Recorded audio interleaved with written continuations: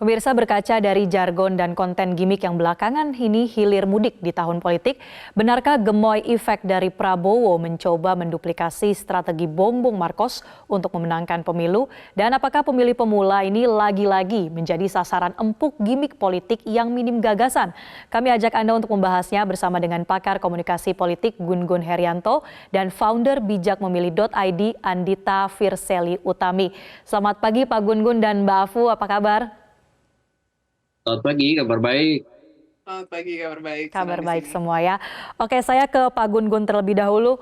Langsung saja Pak, apakah Anda juga melihat ada kemiripan strategi kampanye antara Prabowo dan Bongbong Markos di media sosial?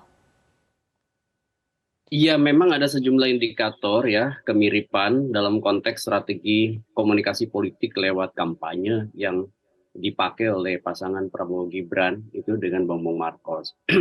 Itu terlihat dari pertama penetrasi ke media sosial yang begitu kuat ya, dengan pendekatan yang lebih menekankan pada tingkat kesukaan tinggi untuk menaikkan tingkat elektabilitas. Jadi perspektif yang dibangun itu bukan pada hal-hal yang sifatnya fungsional tetapi sentuhan-sentuhan emosional.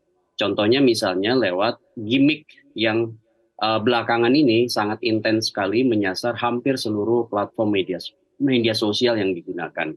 Nah, kalau kita lihat misalnya, ini menurut saya punya beberapa alasan ya, dan ini terhubung tentu dengan landscape ya pemilih di Filipina yang agak-agak mirip dengan di Indonesia kondisi faktualnya. Contoh misalnya pertama, keberadaan pemilih di bawah 40 tahun. Itu kan Filipina waktu 2022 kemarin itu 56%. Sama dengan di Indonesia sekarang, pemilih Gen milenial dan Gen Z itu 56,45%. Jadi ini agak-agak punya kemiripan nih. Kemudian yang kedua, seperlima masyarakat Filipina itu adalah masyarakat miskin, ya, di bawah garis kemiskinan, dan kemudian kekayaan terkonsentrasi di kelompok pengusaha dan elit kekuasaan politik. Dan ini pun kemudian agak punya banyak kemiripan dengan sosioekonomi masyarakat Indonesia hari ini. Kemudian kalau kita lihat misalnya kemiripan itu juga dengan cara menggandeng misalnya ya, Bongbong Markos itu menggandeng putri dari Duterte. Dan ini agak-agak mirip juga dan yang dilakukan oleh Pak Prabowo menggandeng putra dari yang sekarang menjabat sebagai presiden ya, anaknya Pak Jokowi sebut aja adalah Gibran. Nah ini dari apa namanya beberapa indikator itu kita bisa melihat bagaimana misalnya optimalisasi kampanye ya berbasis media sosial, terlebih misalnya agak mirip juga kayak misalnya Filipina tingkat penetrasi internet itu kan hampir 91%.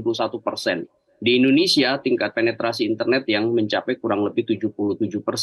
Jadi ini optimalisasi media sosial seperti TikTok, kemudian Reels ya, kemudian juga macam-macam media sosial lain yang sifatnya audiovisual, mudah dicerna, mudah dibagi, itu yang kemudian dimanfaatkan, diamplifikasi, diresonansi oleh pasangan Bongbong Markos, Ferdinand Marcos ya, Junior, itu kemudian agak-agak mirip yang juga sekarang dipakai oleh Pak Prabowo dengan pasangan Gibran. Contoh misalnya Gibran dan Pak Prabowo di hari pertama kedua kan tidak kemudian langsung pada masuk ke substansi gagasan, tapi lebih pada bagaimana meramaikan media sosial. Bahkan Gibran masih ngantor, Pak Prabowo juga masih ngantor, dan tidak ada dialektika gagasan pemikiran yang kemudian apa namanya dilakukan di banyak tempat, tetapi kemudian intens sekali penggunaan media sosialnya.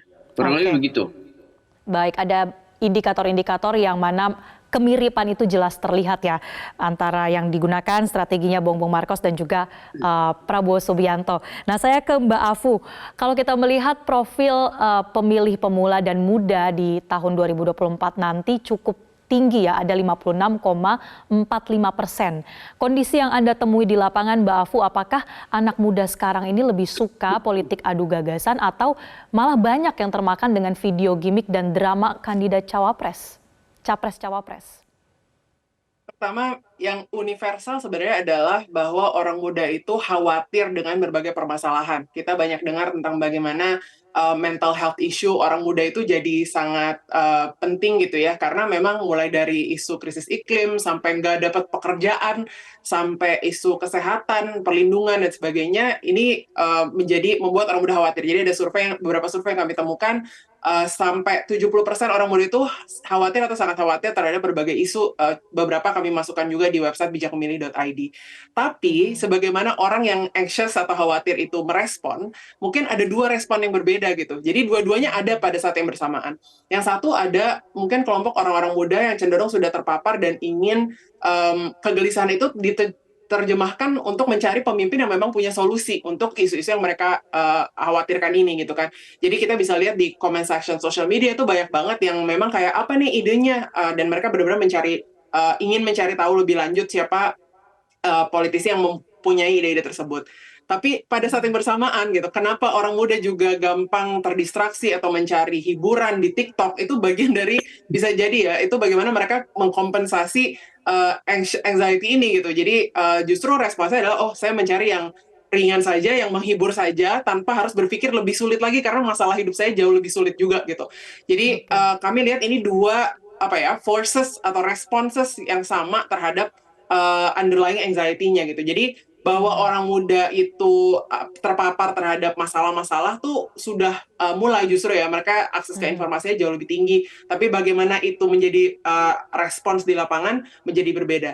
Nah, untuk bijak memilih, pertarungannya sebenarnya adalah gimana cara kita memperbanyak atau menjembatani nih dari bentuk respons yang kedua jadi ke yang pertama gitu. Jadi biar rasa khawatirnya ini justru terjembatani dan terejawantahkan menjadi kepedulian untuk memahami politik lebih lanjut, cari tahu partai maupun kandidat presiden, wakil presiden misalnya, yang sesuai dengan isu-isu yang mereka anggap penting.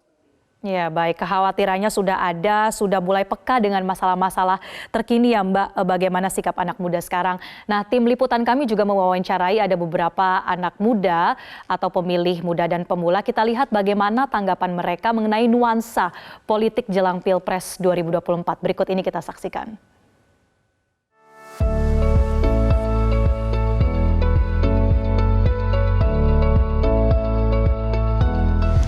Kalau aku sih ngelihatnya dari TikTok ya, yang paling sering itu Pak Prabowo Gibran. Kalau untuk sosial media lain, saya bilang merata lah gitu penyebarannya, di mana tiga paslon ini punya persebaran konten yang sama begitu. Aku sih sering dengar istilah gemoy-gemoy gitu loh dari Pak Prabowo sama Gibran. Terus juga yang sering Pak Ganjar juga, tapi lebih sering Pak Prabowo sih.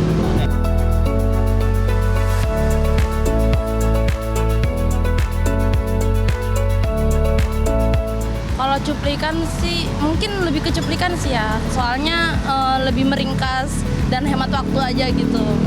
Sebenarnya sih saya lebih prefer untuk nonton cuplikan terlebih dahulu gitu ya, karena biasanya di isi cuplikan-cuplikan ini debat-debatnya itu mengandung poin-poin yang memang sangat penting gitu untuk melihat bagaimana calon presiden maupun calon wakil presiden ini dapat membawa Indonesia ke arah yang lebih baik gitu. Kalau aku sih lebih prefer nonton cuplikan ya, karena lebih disingkat-singkat gitu, nggak terlalu mantangin banget gitu.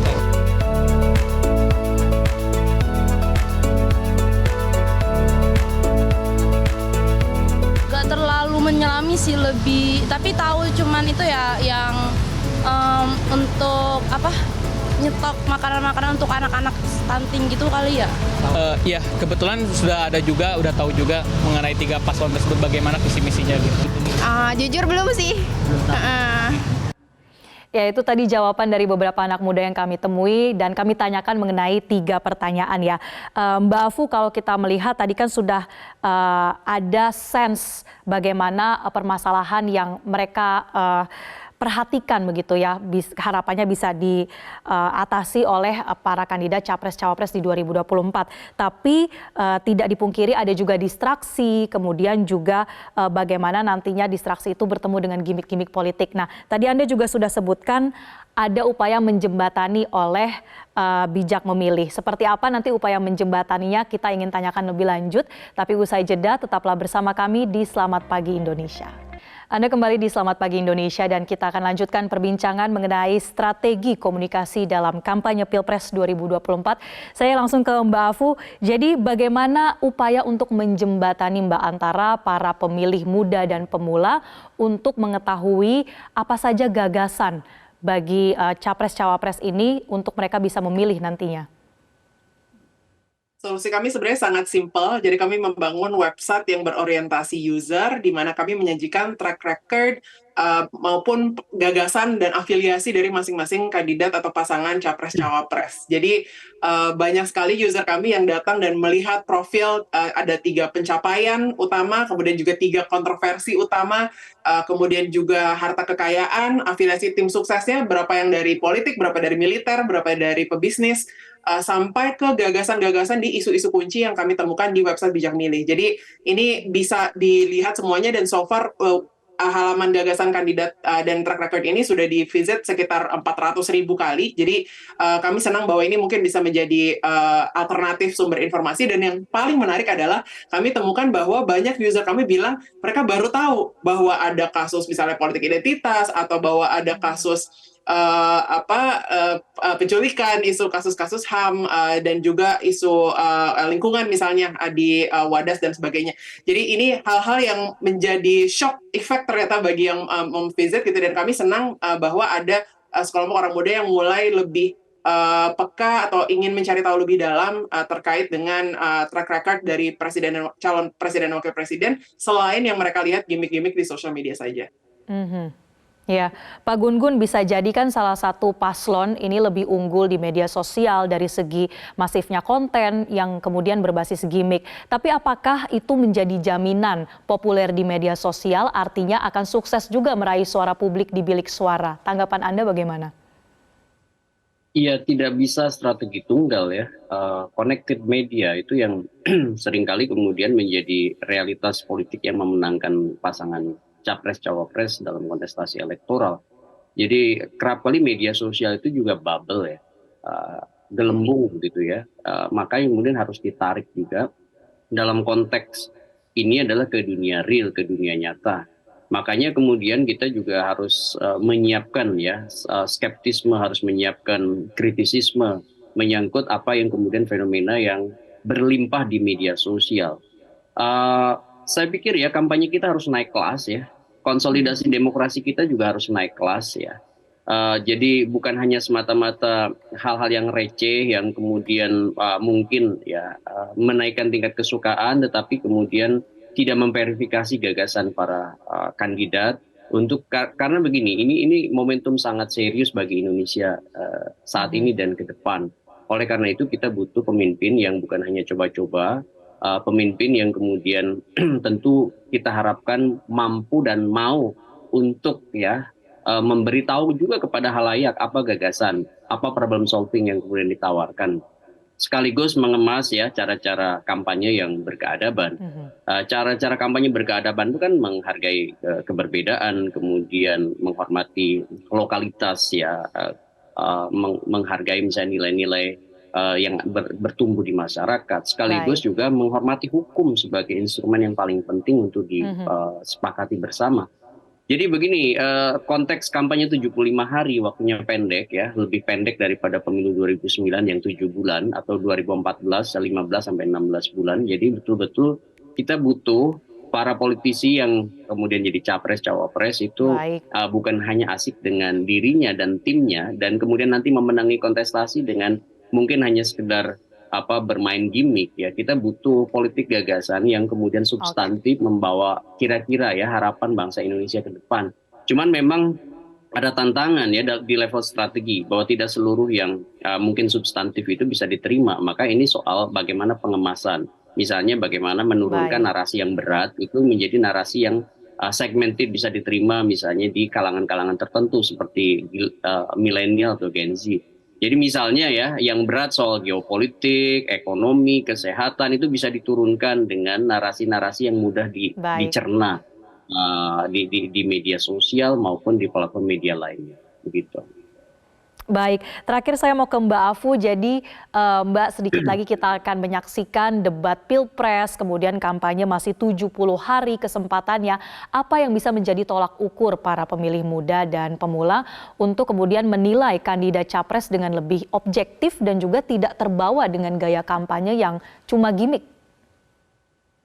Kami suka menganalogikannya sebagai pemilu ini sebenarnya adalah proses rekrutmen karyawan HRD gitu ya. Jadi ketika kita adalah panel HRD, sebenarnya ini pemilih muda semuanya adalah panel HRD terbesar, kita sedang memilih the right person for the job gitu kan. Jadi satu-satunya pekerjaan paling penting mungkin di negara ini. Sehingga sama seperti dalam memilih karyawan, kita harus memiliki standar eligibilitas, kita punya standar kompetensi yang dibutuhkan untuk menjadi seorang karyawan, apakah itu pendidikan, apakah itu di CV mereka sudah pernah pengalaman pekerjaan di mana, maupun ide-ide yang mereka mau bawa untuk perusahaan gitu kan. Jadi sama gitu, ketika kita hanya mengutamakan kampanye berdasarkan gimmick-gimmick dan kelucuan, apakah kita lagi mau merekrut karyawan untuk melucu gitu, untuk membuat konten-konten sosial media, atau kita sedang merekrut karyawan untuk memimpin negara demokrasi muslim yang besar, yang mayoritas muslim yang besar ini gitu. Jadi kita membutuhkan tadi the right person for the job, sehingga kompetensi menjadi sangat penting. Kita cari tahu siapa yang memang sudah punya prestasi kebijakan publik, misalnya kemampuan komunikasi, kemampuan convening power dalam mengumpulkan berbagai aktor, menavigasi negara yang sangat plural ini gitu. Jadi kita harus benar-benar mencari tahu keterampilan apa yang memang dibutuhkan untuk pekerjaan sebagai presiden, dan gagasan di dalam debat nanti akan menjadi salah satu faktor yang penting, tapi tentu saja harus dibandingkan juga dengan sejarah atau track record dari para kandidat capres dan cawapres tersebut.